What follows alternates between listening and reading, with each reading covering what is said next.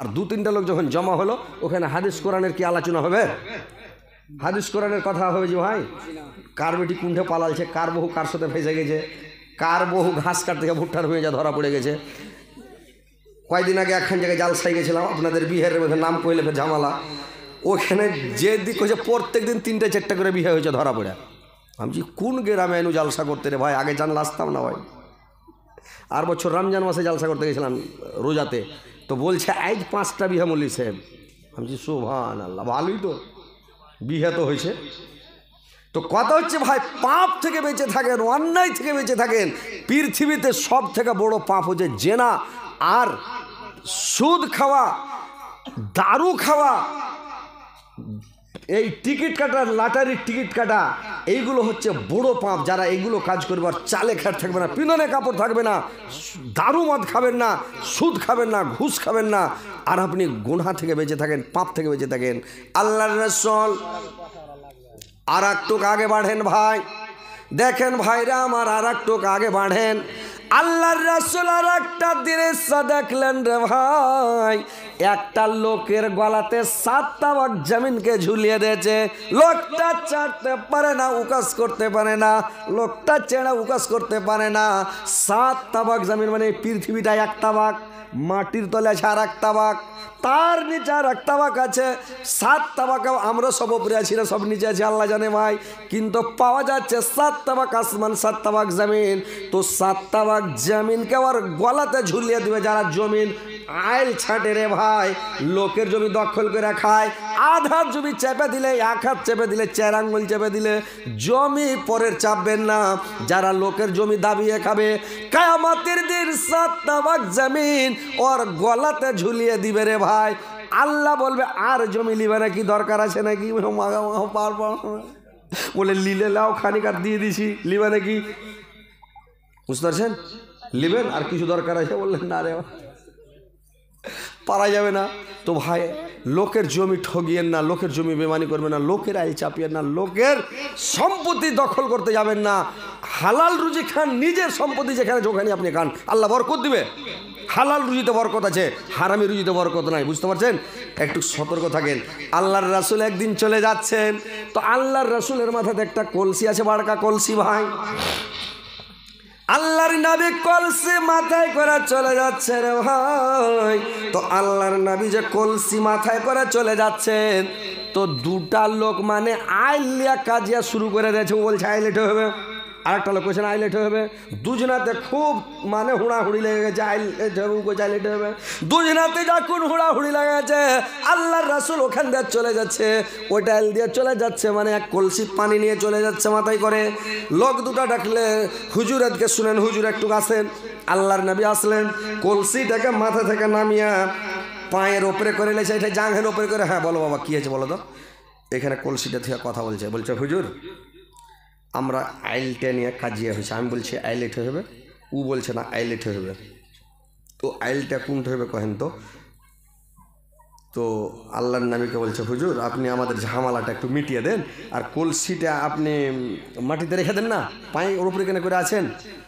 আল্লাহর রাসূল বললেন শোনো, আমি যদি কলসিটাকে মাটিতে রেখে দিই, এটা পরের জমি, আর পরের জমির ধুলা বালিগুলো কলসির তলাতে লেগে যাবে। আমি হাত দিয়ে যতই সাফ করি তাও গুটি বালু লেগে চলে যাবে। ভিজা কলসিতে বালু লাগবে কিনা? যতই করেন না ধুলে ছুটবে না, আমাকে হাত দিয়ে ছাড়বেন তাও লেগে আছে। বললে গুটি ধুলা বালু লেগে, পরের ধুলা বালু গেলা পরের জমির লেগে আমার কলসিতে লেগে আমার বাড়ি চলে যাবে।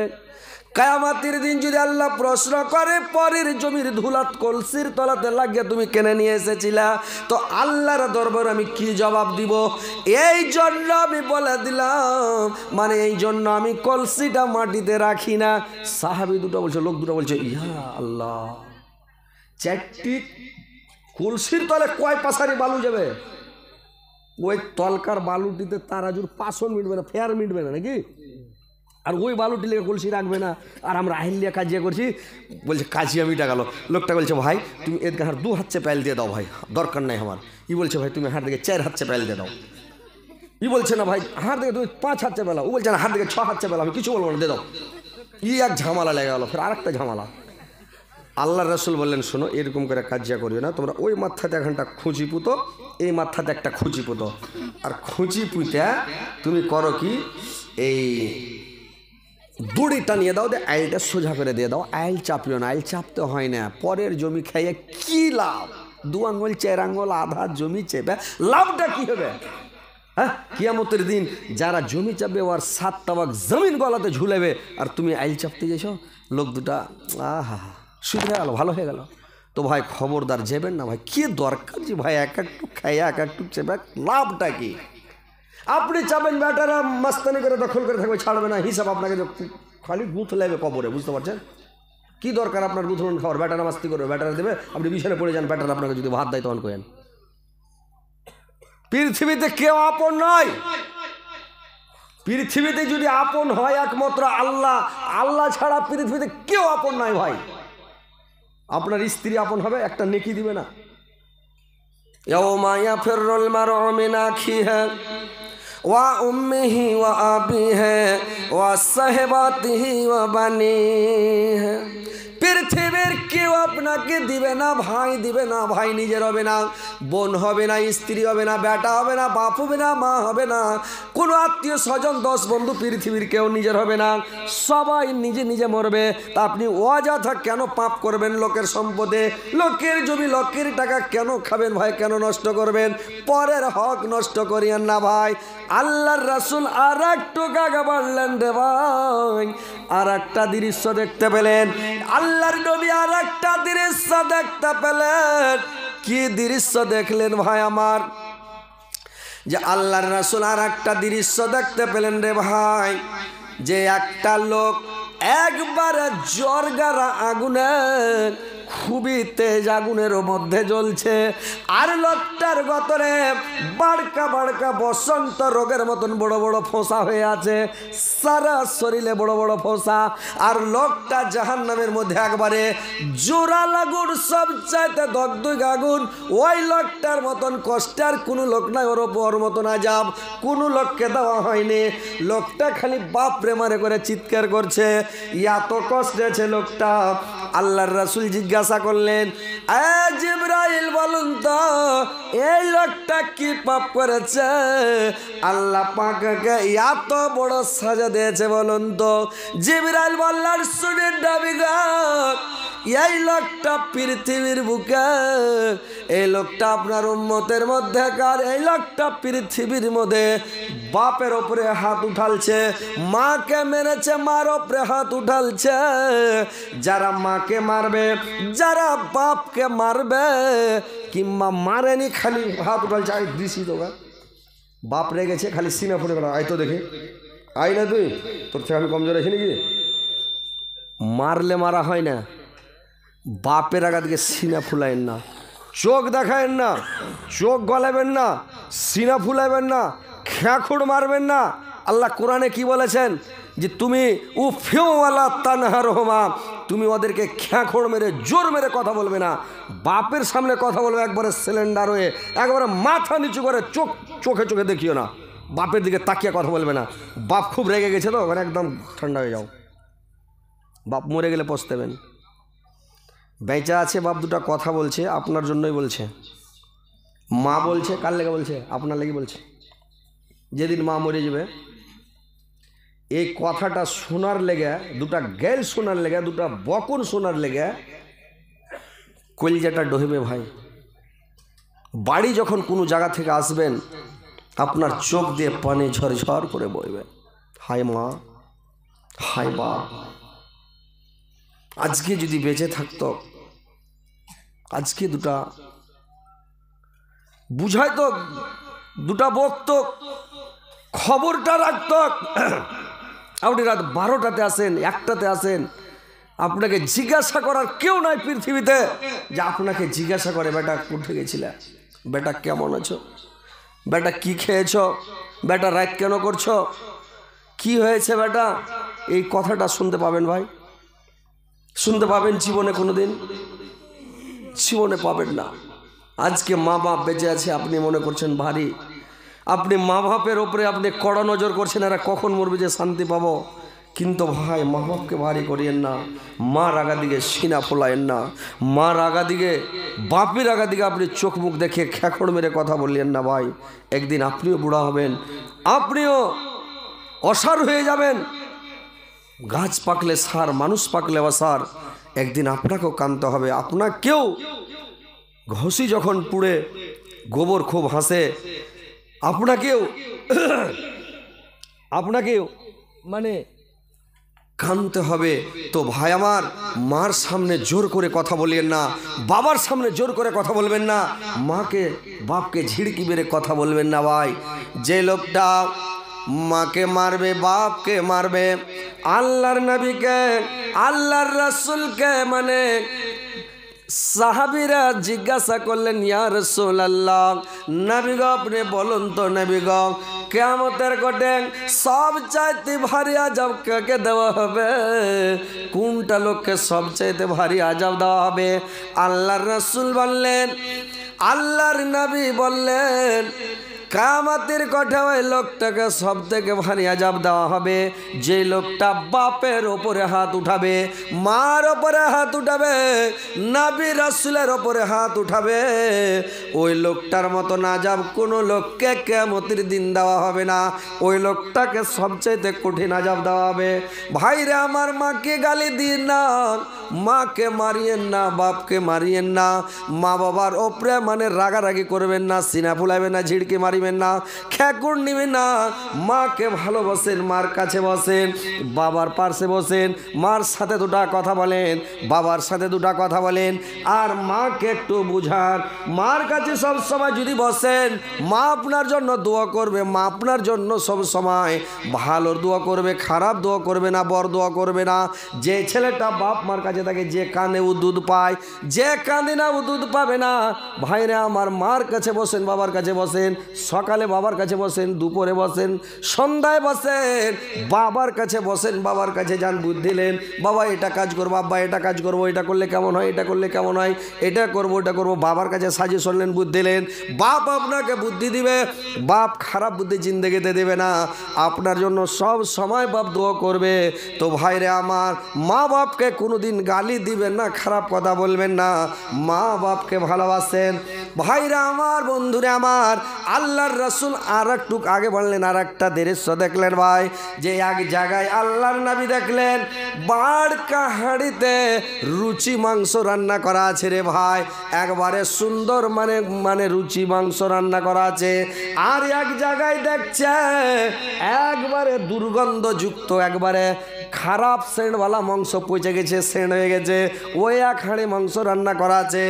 আর কতগুলো মানুষ ওই রান্না করা রুচি মাংসটা খাচ্ছে না, ওই পচা ছড়া দুর্গন্ধযুক্ত গ্যান্দা মাংসগুলো সবাই হুড়াহুড়ি করে খাচ্ছে ভাই।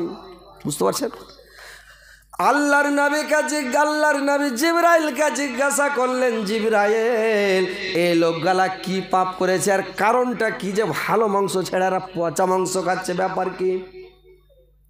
জিবরাইল বললেন, শুনেন নবী গো, এরা আপনার উম্মতের মধ্যেকার এইগুলোর লোক নিজের বিয়ে করা ভালো হালাল স্ত্রী বাড়িতে রেখে দিয়েছে, আর বিয়ে করা হালাল স্ত্রী বাড়িতে রেখে দিয়া পরের বিয়ে করা, পরের মোহর দেওয়া, পরের স্ত্রীর কাছে যারা রাত্রে কাটায়, ওদের সঙ্গে এরা জেনা করে।